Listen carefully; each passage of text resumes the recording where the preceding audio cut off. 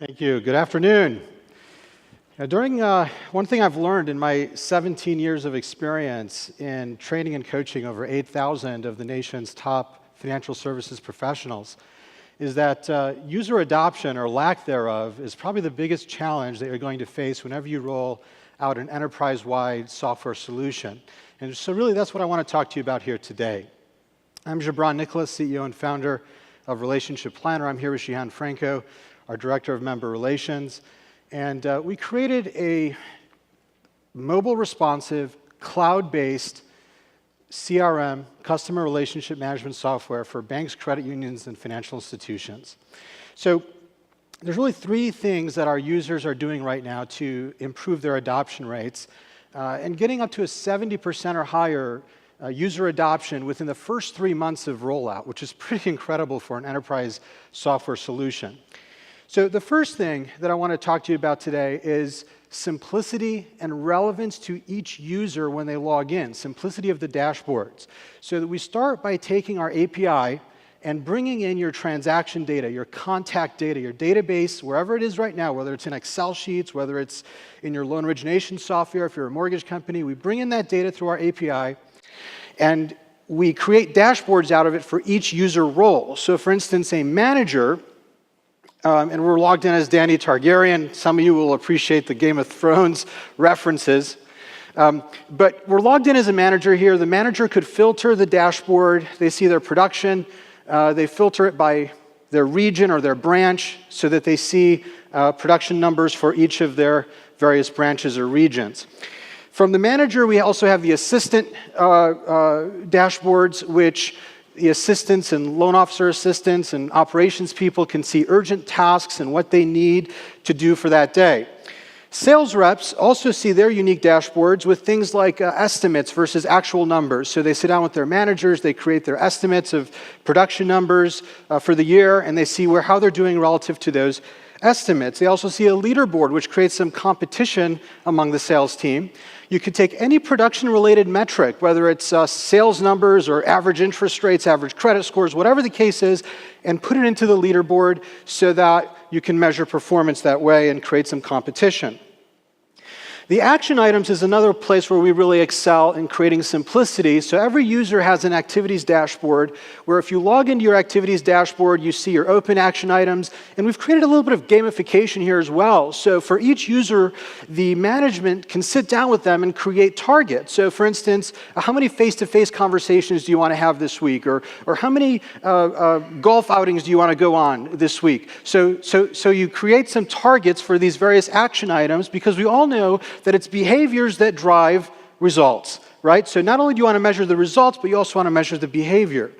So from the action item dashboard, you can complete an action directly from the dashboard, or you can click through and go to the contact record.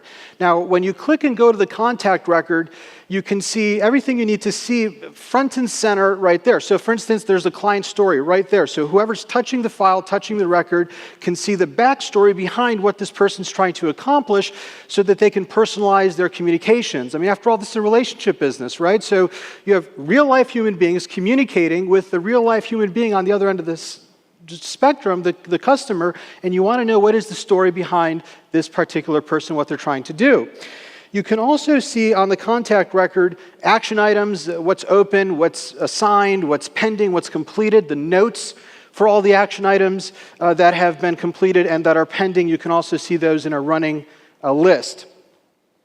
So the result of having this so simple and customizable for each user is that you get user buy-in. Each user feels that they take ownership of their system when they can log in. So the processor sees what they need to see, the loan officer sees what he or she needs to see, and the manager sees that. So everyone has ownership of their activities.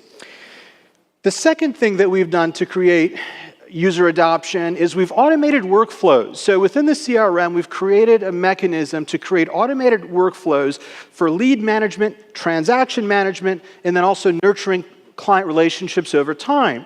So we're going to take a look at our lead management sample here. And so this can be created at the enterprise level, and users can either be forced to adopt a workflow or you can make it optional. And so this one, for instance, whenever a lead comes in, somebody fills out a lead form online, It sends the customer an email or a text message. It assigns action items to the appropriate user roles in the system.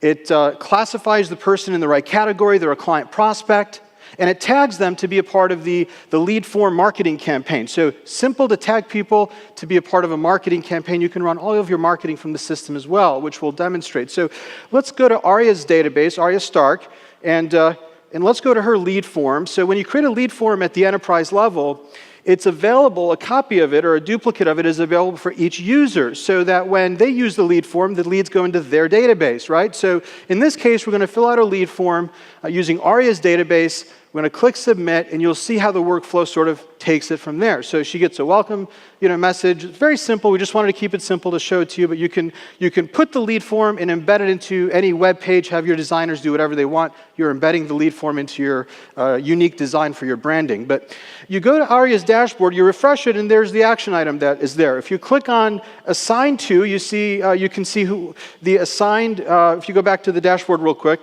I know I'm throwing you off, but go to the dashboard real quick, and you click under who it's assigned to, under the top there, assigned to. If you click on Lord Varys, you can see the action item that now was assigned to her assistant, right? So you can see what's assigned to you, what's assigned to your assistants. Now, if you go back to Arya and see what's assigned to her, and if you click through to the contact record, you see that the contact record was tagged with the appropriate tag. So now they're part of this lead form campaign. And if you go down to the email history, you see the email that was sent and when it was opened. So if you send an email through our system, you can see when it was opened, when it was clicked, which link was clicked. We sync with Outlook, so any email that's sent from Outlook can also be linked into the system automatically. That's the second thing, automated workflows. The third thing is our client concierge onboarding process, which I ran out of time to tell you about today, but I'd love to tell you about it at the booth. Please come see us at the booth. I'd love to talk to you in further detail. Thanks very much. Thank you.